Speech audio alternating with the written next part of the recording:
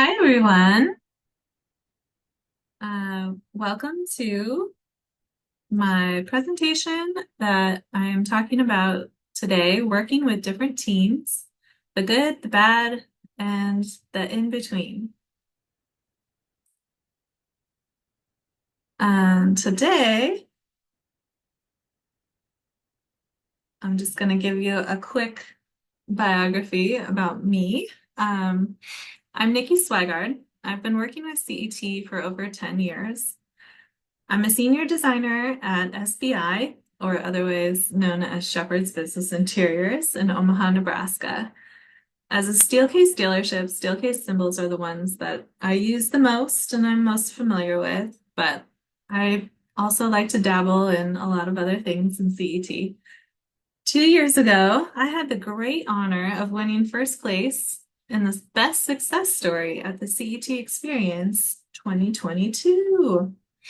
There's a picture of me with the trophy.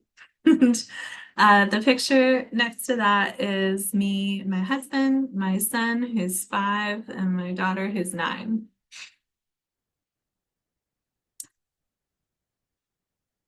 So, the topics I want to discuss today with you are who are the different teams we work with, and when is it difficult to communicate with those teams? And what is effective communication? What does that really mean? And how do we improve working with different teams? Because really, we want to improve it, and I want to talk to you about how we're going to do that. So, our ultimate goal is for personal and team growth with positive relationships. I'm going to tell you, I'm not an expert or going on tour to talk about this topic. I just want to talk to you about things I've learned in the industry that I've been in for over 10 years. There's always something we can improve on when it comes to communication. Am I right? I could talk about this for hours, but we only have 50 minutes together today. Each of the topics, let's all learn from each other and discuss openly. I will give examples as we go through, and since right now this is a recording, I'm just going to ask you to pause for reflection. Take a moment to think about this. Also, we might get to complain about our jobs for a little bit. Don't worry, this is a safe space. So, let's work together. I kind of wanted to list, these are the teams that we're working with. Internal teams. Some examples would be sales, project management, or maybe your company has an install team. Those are all people that we need to speak to, work with on a daily basis. Then we have clients, which that varies very greatly, but we have facility managers, construction teams, and then end users. I like to refer to as, the facility clients or the people that are eventually sitting in furniture that we're laying out for them. Then we have trades. Trades I would describe as electricians, general contractors, superintendents who work for the general contractor, and many more. Then we have the architecture firms, which I guess I just wrote arch firms. Those would be interior designers, architects, and project managers. Then you might also work with other people in those firms, but my main question is, are we all speaking a different language? I like this little picture down here with the different languages shown because sometimes I feel this way. And I always wonder, how can we communicate better? I would say we need to learn to ask the right questions. I can give an example.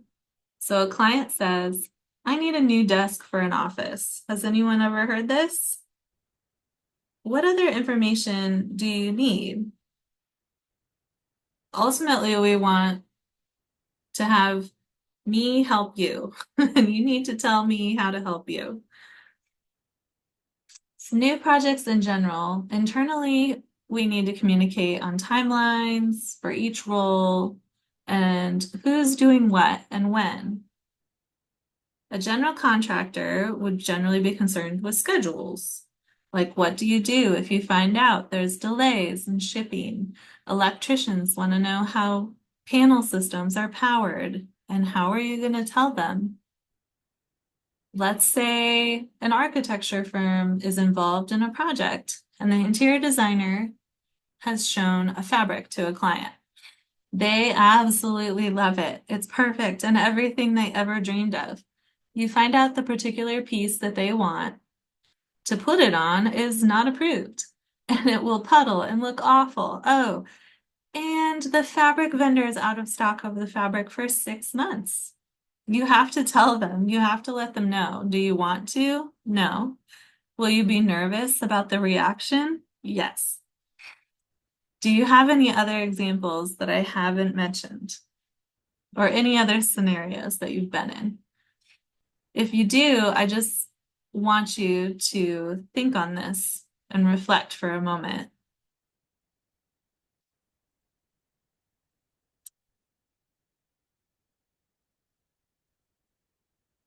The next thing I wanted to talk about is what is effective communication exactly, and how do we improve?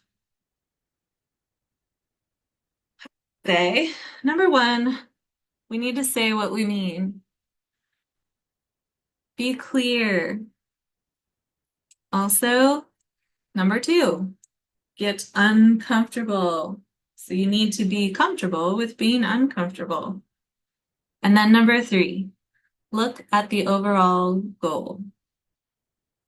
I know that we have challenging interactions and it's super easy to complain. And sometimes it's therapeutic. Maybe we also need to evaluate ourselves and how can we help the situation to the best of our abilities. I liked this picture here because some days I feel like I'm wearing all these hats like this bear. And he's saying, how many hats are too many hats? I'm asking for a friend, which I find this very telling. Do you ever feel like you wish you had a degree in psychology? Sometimes we have to be a counselor to the people that we work with, anyone, clients, vendors, and people we see every day in our office.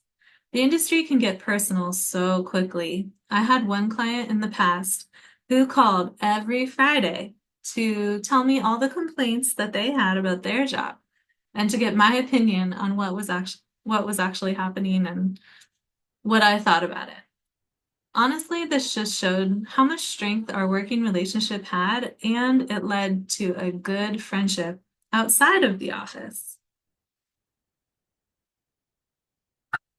I also like to think about how could we mix it up.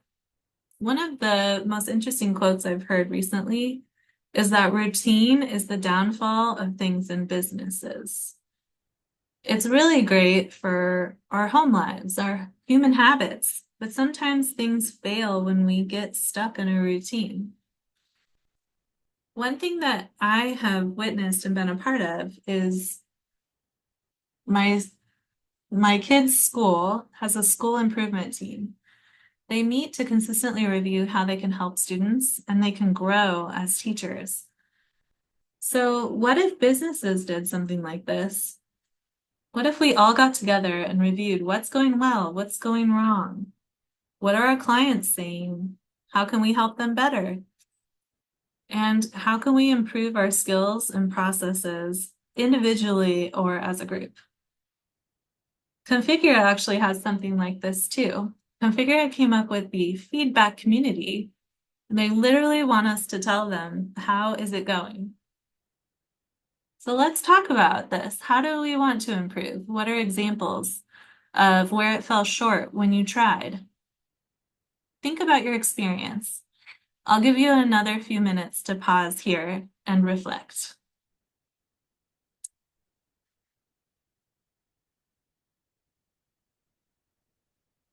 So this slide is just for fun. I found these adorable examples of some things that we deal with on a day-to-day basis. I personally love the Mrs. Won't this take 5 minutes? Like, surely it's all just so easy and so fast. We all know that is not true. And this little cartoon says, as the person's clearly detached from reality, tell her why what she wants won't just take 5 minutes. So sometimes we really have to stand up for ourselves and explain what we do and why it's important, and we have a process. The next one, Mr. I'm not really sure what I want. Sometimes we have to be educators and teachers. And I didn't go to school for that, but I have to do it on a daily basis.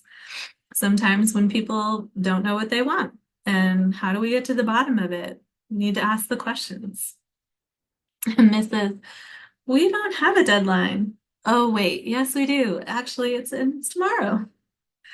You need to agree on a timeline as soon as possible. And this is all part of the learning experience. As you work and you grow, as you learn how to do your job, you also need to learn efficiencies and how to meet deadlines. So I'm just going to share these additional thoughts. Since we're virtual, I have a link to the feedback community in case you want to be a part of that. You can sign up on that link there. And then a link to some more of those funny client type cartoons that I found. That's where I found them. My next slide is just my contact information. Nikki Sweigard and Sweigard at sbi.omaha.com. The QR code is just for in-person presentations, so you can ignore that. But thank you so much for listening today, and I hope you take away a few nuggets of inspiration and things to work on as we work with different teams.